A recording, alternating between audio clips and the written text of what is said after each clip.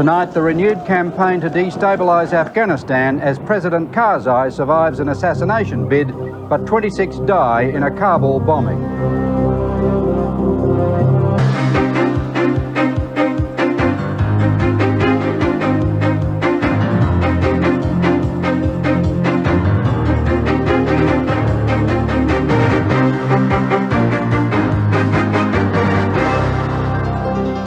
Good evening, welcome to Lateline, I'm Quentin Dempster. Later in the program, The Outsiders, commentators Margot Kingston and Stephen Mayne join us for a look at the week's big stories. But first, tonight's other headlines. The Prime Minister promises plenty of warning of a war with Iraq, while Labor says now is the time for a full debate. And hundreds of passengers are evacuated from Sydney International Airport after a bomb threat.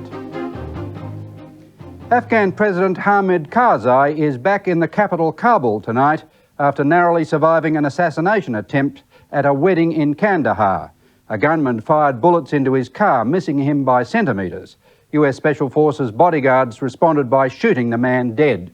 The Afghan Foreign Minister today blamed the attack on resurgent Taliban and Al-Qaeda forces operating in the country.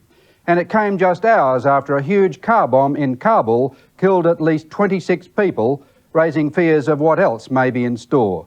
Edmund Roy reports. The two attacks were staged 600 kilometers apart, but they ruptured the very heart of the Afghan nation.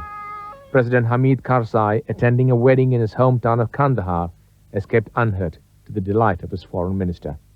According to the president himself, as he was getting out of the governor's house, and as he had got inside the car, an armed, uniformed person in front of the car had opened fire. But the bullets fired into his car came within inches of destroying the post-Taliban government established by the United States and other outside powers. In Kabul, the news was much more grim. At the time of the massive blast, the site was crowded with shoppers preparing for prayers that take place every Friday, the Muslim holy day. Survivors said a small explosion had prompted onlookers to crowd together on the side of the road, when a much larger bomb in a parked car detonated 3 minutes later. For a city struggling to cope with the ravages of 23 years of civil war and the sudden influx of returning refugees, it's a savage blow. The incidents have underlined fears that extremists remain a potent force in Afghanistan, despite the presence of international troops.